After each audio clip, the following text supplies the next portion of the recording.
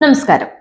കേരള രാഷ്ട്രീയത്തിലെ ചുവപ്പൻ കോട്ടയെന്ന് വിശേഷിപ്പിക്കുന്ന കണ്ണൂരിലെ കമ്മ്യൂണിസ്റ്റ് കൂടാരത്തിൽ നിന്ന് ഇപ്പോൾ കേൾക്കുന്നത് അത്ര സുഖമുള്ള വാർത്തകളല്ല.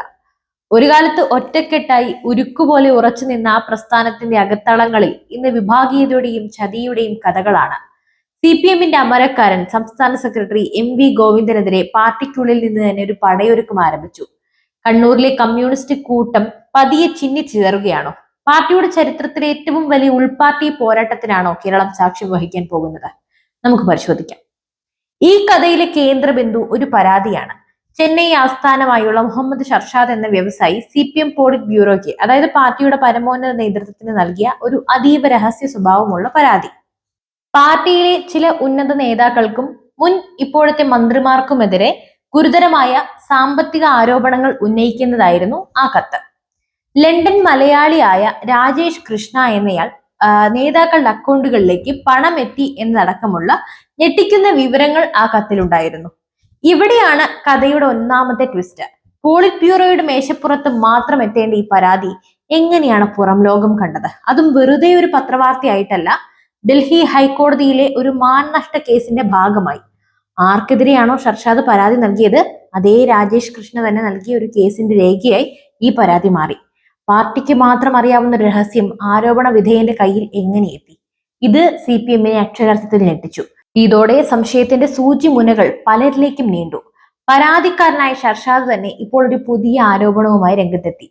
ഈ കത്ത് ചോർത്തിയത് മറ്റാരുമല്ല, CPM സംസ്ഥാന സെക്രട്ടറി MV ഗോവിന്ദന്റെ മകൻ ശ്യാം ആണെന്നാണ് അദ്ദേഹത്തിന്റെ സംശയം. ആരോപണ വിധേയനായ രാജേഷ് കൃഷ്ണ ഗോവിന്ദന്റെ കുടുംബ സുഹൃത്താണെന്ന വസ്തുത ഈ സംശയത്തിന് ബലം നൽകുന്നു. പാർട്ടിക്ക് ലഭിച്ച പരാതി മകന്റെ സഹായത്തോടെ അച്ഛൻ തന്നെ ചോർത്തി ആരോപണ വിധേയന് നൽകിയോ? ഈ ചോദ്യം പാർട്ടിക്കുള്ളിൽ വലിയൊരു ഭൂകമ്പത്തിന് തിരികൊളുത്തി. ഇനി കഥയുടെ രണ്ടാമത്തെ ട്വിസ്റ്റിലേക്ക് വരാം. ഈ വിവാദം കത്തിപ്പടരുമ്പോൾ ചിത്രത്തിലേക്ക് LDF കൺവീനറും മുതിർന്ന നേതാവുമായ EP ജയരാജൻ കടന്നു വരുന്നു. MV ഗോവിന്ദനെതിരായ പടയൊരുക്കത്തിന് പിന്നിൽ EP ജയരാജന്റെ നിഴൽ നേരത്തെ തന്നെ പലരും കണ്ടതാണ്. ആ സംശയങ്ങൾ ശരിവെക്കുന്ന രീതിയിലാണ് പുതിയ വിവരങ്ങൾ. പരാതിക്കാരനായ ഷർഷാദിനെ EP ജയരാജൻ ഫോണിൽ വിളിക്കുകയും കത്തിലെ വിവരങ്ങളെക്കുറിച്ച് വിശദമായി സംസാരിക്കുകയും ചെയ്തു എന്നാണ് മീഡിയ വൺ റിപ്പോർട്ട് ചെയ്യുന്നത്. എന്തിനായിരുന്നു ഈ ഫോൺ കോൾ? ഗോവിന്ദനെ വെട്ടിലാക്കിയ വിഷയത്തിൽ കൂടുതൽ എണ്ണയൊഴിച്ച് ആളിക്കത്തിക്കാനായിരുന്നോ? ഗോവിന്ദന്റെ കസേരയിലാണ് ജയരാജന്റെ കണ്ണ് എന്ന് വിശ്വസിക്കുന്നവർക്ക് ഇതൊരു വലിയ തെളിവാണ്. നേരത്തെ MV ഗോവിന്ദൻ ഒരു ജോൾസിനെ കണ്ടു എന്ന വിവാദം സംസ്ഥാന സമിതിയിൽ ഉയർത്തിക്കൊണ്ടുവന്നതും ഇതേ കണ്ണൂർ ലോബിയിലെ എതിർചേരിയായിരുന്നു.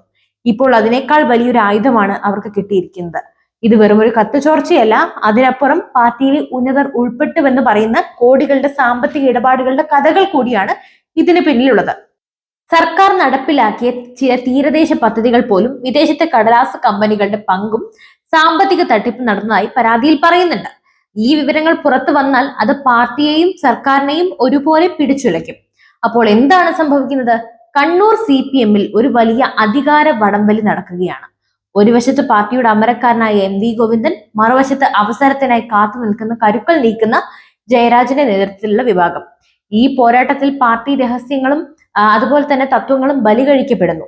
ഒരു പരാതി, അതിന്റെ ചോർച്ച, ഒരു ഫോൺ കോൾ, കുടുംബ ബന്ധങ്ങൾ, സാമ്പത്തിക ആരോപണങ്ങൾ എല്ലാം ചേർന്ന് കേരളത്തിലെ CPM-ന്റെ രാഷ്ട്രീയ ഭൂമികയെ പ്രക്ഷുബ്ധമാക്കുകയാണ്.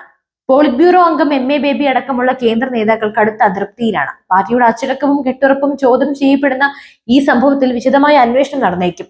ആ അന്വേഷണത്തിന്റെ ഫലം എന്തായിരിക്കും? ഗോവിന്ദന്റെ കസേര തെറിക്കുമോ? EP ജയരാജൻ ഇനി ഒരു ശക്തി കേന്ദ്രമായി ഉയർന്നു വരുമോ? അതോ ഈ വിവാദങ്ങൾക്കെല്ലാം പിന്നിലെ സത്യങ്ങൾ പുറത്തു വരുമ്പോൾ മറ്റ് മുഖങ്ങൾ തെളിയുമോ? കണ്ണൂരിലെ ചെങ്കോട്ടയിൽ ഈ പുകമറ നീങ്ങുമ്പോൾ മാത്രമേ ഈ സത്യങ്ങൾ പുറത്തു വരൂ. അപ്പോൾ നിങ്ങളുടെ അഭിപ്രായങ്ങൾ ഈ വിഷയത്തെക്കുറിച്ച് എന്താണ്? തീർച്ചയായും അത് കമന്റ് ചെയ്യൂ. മറ്റൊരു വീഡിയോയുമായി വീണ്ടും എത്തും വരെ നന്ദി.